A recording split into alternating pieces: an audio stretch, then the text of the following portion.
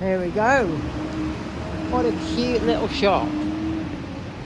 And then in we come, and I won't be too long. I'm just showing you quickly. It's really worth a visit, this place, because it just is like a TARDIS. It just goes on and on and on and on and on. Beautiful place. And I've got some LPs and vinyl there. So yeah, coming back to Chris. Yeah, we can do the usual thing where we pull a card. Would you be up for that? Yeah, sure. Okay, so I'm with Chris in Buxton at Bookfolk, and he's going to pull a card for us. Yeah. He's going to pull a card to give us a direction of the interview. That's how we do things at the I Am Stories. What did we get? Wow, South. And what is that? Abundance. Whoa, what a card, man. What a card. Okay, abundance.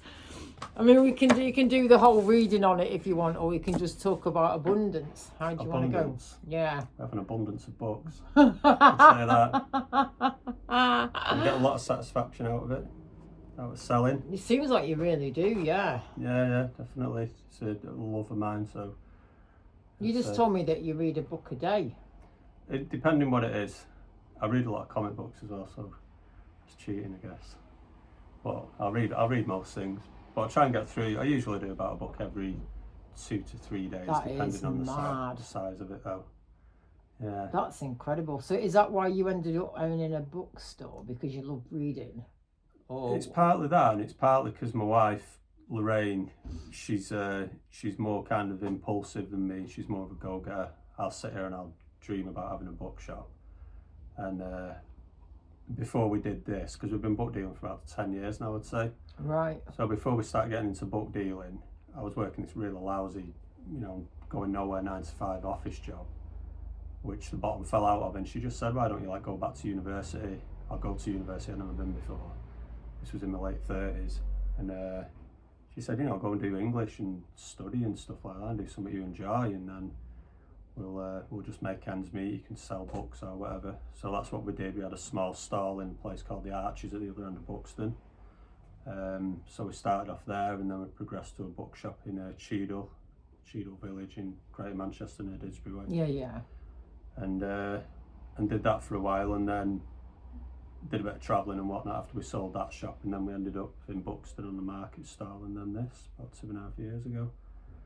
That's brilliant. Yeah, I love but the a lot of it is because I'll give a full credit to my wife for kind of pushing me in this direction. They always say, don't they, behind every good man is a good woman. That's what they say. Absolutely, yeah, absolutely. And she's got a record shop now as well, hasn't she? Yeah. Well, we opened that in December last year. So this had been going about 2.5 years, and then we opened that December last year. And we run the two between them. I mean, they're both joint ventures, but listed in my name. Record shop's in Lorraine, so she's always down there and I'm up here.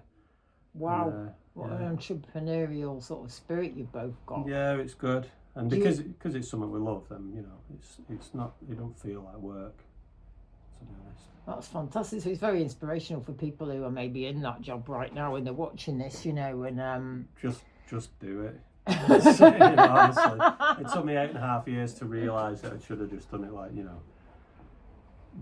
shouldn't have bothered with that job from day one, but I did, and you kind of find yourself in these places and then you can't get out, but you can easily. It sounds like you don't regret it at all.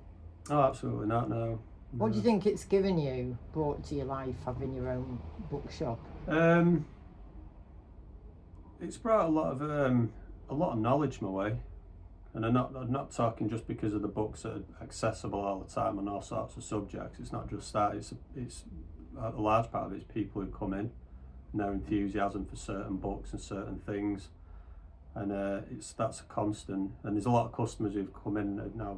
I regard them as friends, really. I mean, we don't go out socialising friends that way, but we chat to each other and you get a shared interest or something and go from there.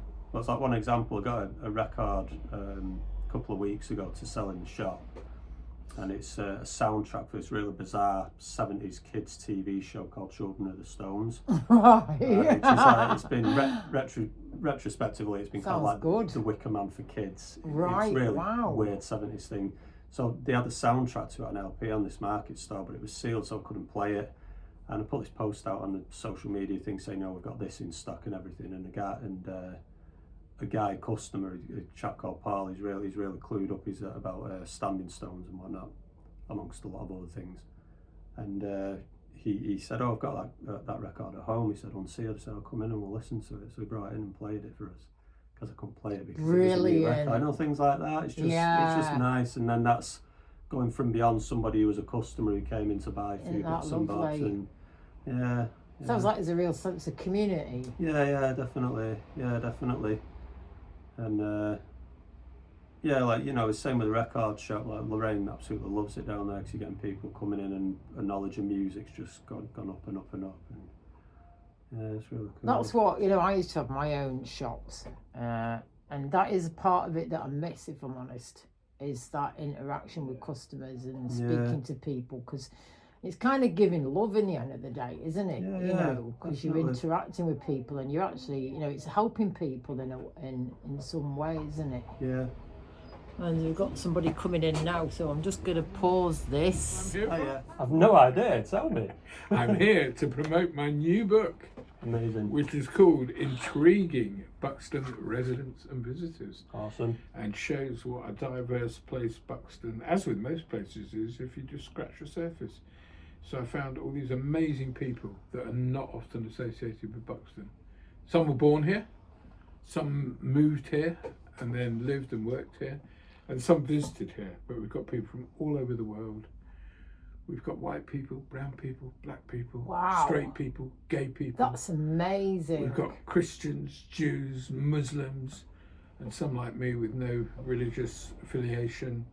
And it's from the 1700s up to the 1980s. Amazing. Sounds fantastic. Intriguing Buxton Residents and Visitors. I hope you can sell them for me. I hope people will buy the new book. Julian Cohen. So it's definitely worth a read. I've had a look. Oh, thank you, Julian. Thank you. So I'm here with Chris at the Book Folk in Buxton, and it's all going on here. It's like proper community, you know what I mean? And we've just had Julian Cohen come in with his book, which was his new book, which was really interesting to hear about, and the diversity that goes on in Buxton. So back to Chris. So I'm just going to move this over to you a little bit more there. Okay, so you've got loads of amazing books in here, and you said you love reading and you love books, and that's what got you into obviously having your own bookshop. Mm-hmm. Can I ask you, do you have a favourite book of all time? Off the top of my head, I'd say a novel called Blood Meridian by Cormac McCarthy, who's I lean towards American novelists, like American writers, and Cormac McCarthy was one of the great American writers who passed away, I think maybe 2 years ago now. Right. And he took his time, so he wrote his first novel, was published I think maybe in the late 60s, and there was roughly about a 4-year gap in between novels. He really took his time. But Blood Meridian is an absolute masterpiece. It was published in the mid-80s. I don't often reread books. There's certain ones that I read more than once, but rarely. But Blood Meridian I've read a couple of times. I'll no doubt read it again. What makes it so good? Well, I'd already read a bunch of McCarthy's stuff, and he don't write like anybody. Well, he does write like other writers, like he's compared to William Faulkner quite a lot, and people like that, because he's writing within that kind of Southern Gothic subgenre. But he doesn't use anything like, he uses very little punctuation, so if characters are talking, there's no quotation marks to let you know they're talking. But he's writing so strong that he doesn't need things like that. In his own words, I think he said they just clutter up the page and distracts from the actual words that are being used, which is really cool. That's incredible. I've never heard of that. He even has them sometimes, not in all his books, but there's one or two when they're crossing the border into Mexico, so they'll be speaking in Spanish, and you'll know what these characters are saying, even though there's no English translation, just from the way they react to each other. It's incredible. That sounds really. I can see you're almost getting quite emotional as you kind of it's talking amazing, about it. It's something else, yeah. Because so in the bookshop itself, because as I'm looking around the shelves, you've got there like on this shelf over here we've got witchcraft and esoteric stuff, and you know which ones, what sort of books really sell here? You know, whatever people, have you noticed it's changed over the years? I mean, we're getting more of a name for ourselves for this kind of stuff, like the esoteric stuff and occultism and whatnot. And anybody who knows, like we do, that occultism, people who aren't au fait with it will just think, oh, it's all satanic and all that rubbish. But it's such a broad subject, you know. So you've got everything in there. You've got like Wicca, you've got spiritualism, you've got mediumship and psychic arts and all sorts as well.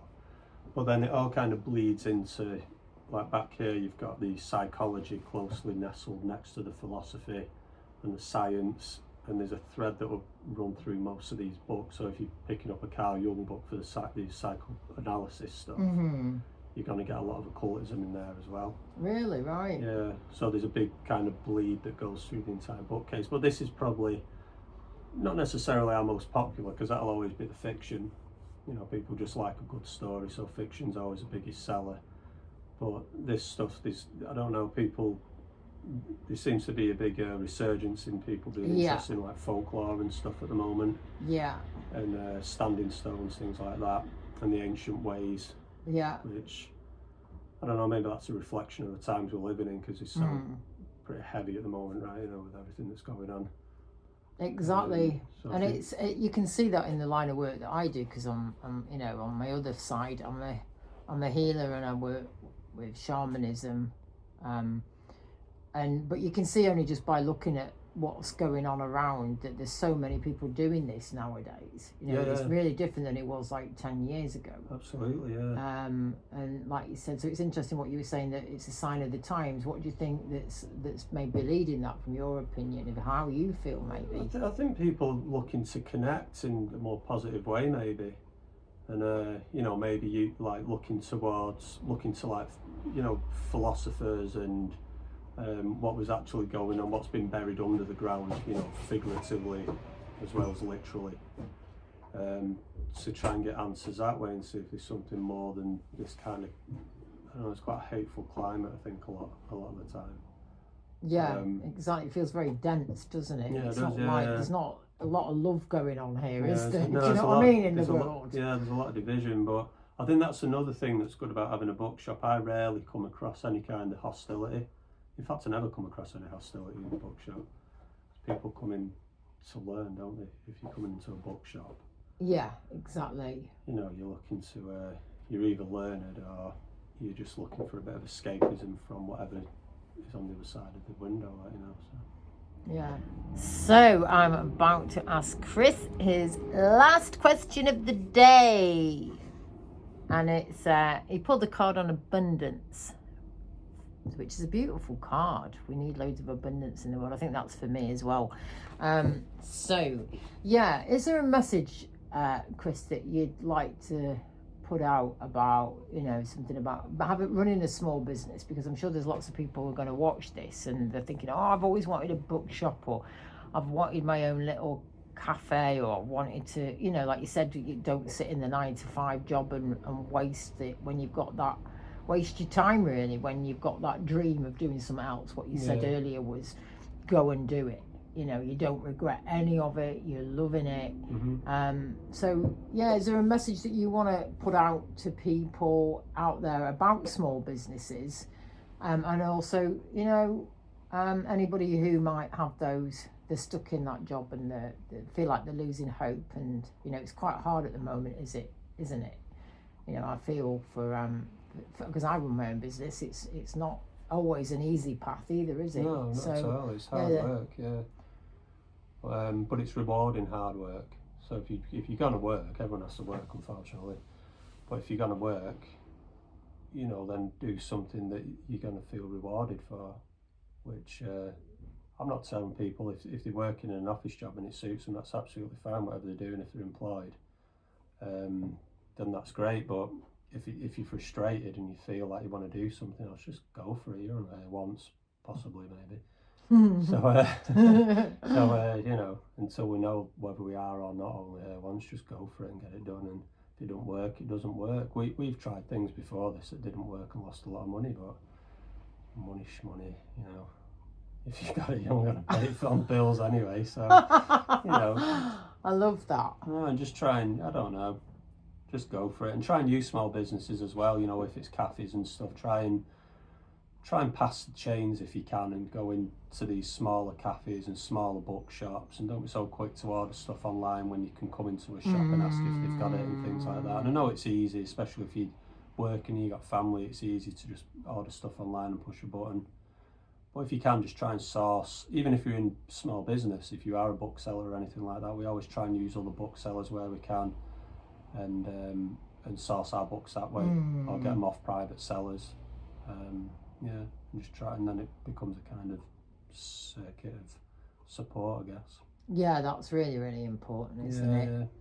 Because it's also, you know, I think in a way you know, it's not laziness, but it's changed society. Like, I even noticed yesterday somebody ordered some food from a supermarket and it had it delivered. So it almost feels like we've gone very sort of, you know, Americanized in a way. Yeah, it's convenience, isn't it? And it's convenience, and for that particular person, you know, they weren't very well, so I understand that. Yeah. But what I have got from coming in here today with you is an experience. I've got an experience which I wouldn't, if I'd have been online, it would have made me feel quite stressed and ill, you know, because it's anxiety producing when I'm online. We're not having any human interaction. Yeah, absolutely. Whereas coming in here and chatting to you and seeing your customers come in and out, it's an experience. It's being in community, and that's what I'm feeling when we're ordering everything online. We're losing that connection, that intimate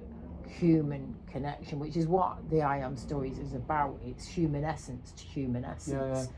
And, you know, so... Well, it's like, how did we meet, right? Down at the Buddhist Centre. Yeah. Because me and Lorraine signed up for a 6-week meditation course, which you could do online. You could sit at home and do it online with some guy on the screen. But yeah. we thought, well, you know, we had no aspirations to become Buddhists. We just wanted to do something different, and, you know, we wanted to meditate. So that's how we met, and now we're here now, aren't we? So, exactly, yeah. Brilliant. And, you know... it's great that we've got these options around, isn't it? That you can jump into a yoga class next door, or you can go to a Buddhist centre, or come into the shop. So they do need to be supported.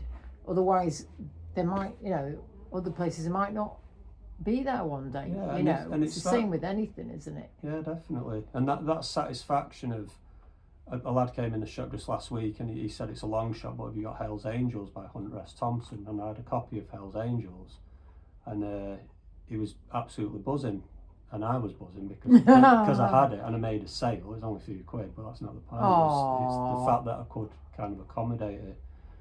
And he actually said, which a lot of people do say, they said they refuse to buy them online because it's too easy. Yeah. And it ruins the hunt. Like, I've done it myself. I've got a thing for an author at the moment, and I know that I could get them online, but it takes the thrill out of it. It's boring, you know. But you walk into a bookshop, in Scrivener's down the road, and they had a book of his, and I was like, absolutely buzzing. That's great. That's that collector thing, isn't it? One, yeah. But, you know, a lot of searching for music and DJing is very similar, isn't it? I know from... Yeah, like wow. digging in record bins. Yeah. You know, it's amazing. And the whole ritual, taking it home, putting it on and reading your book while the music's playing. Great stuff. Yeah, it's all tangible.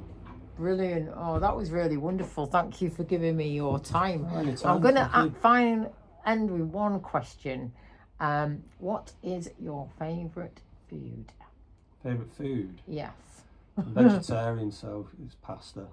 Pasta. Various pasta dishes. Wow. Yeah, because it's easy. It's like your vegetarian's go-to food, isn't it? Is that your favourite? You can yeah, have anything. Pasta's very vague, isn't it? If I said to you, magic you a meal now, what would it be? Well, at the moment, give me a nice bowl of rice with like steamed broccoli and fried mushrooms. That sounds really nice. And fried spring onion, and oh my gosh, I'm getting really hungry, Chris. Yeah, same. Abundance, my friend. Yeah. That's a wrap. Thank All right, you. cheers.